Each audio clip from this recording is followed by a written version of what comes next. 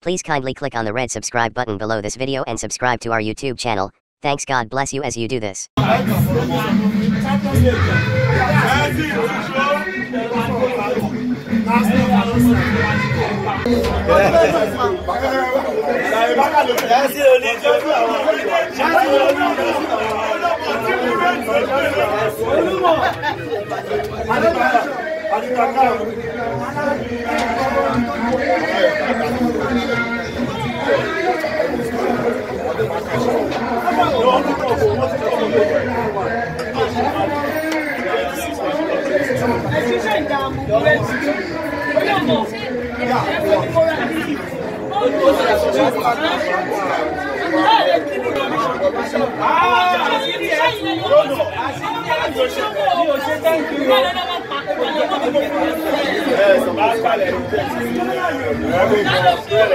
Thank you so much for watching our videos, and importantly you need to subscribe because we drop videos almost every day. And how to subscribe? There's a circle here written Gua TV. Click on it, you see a subscribe button. Click on the subscribe button. That's all. And if you have a big show coming up, any event, you can call us.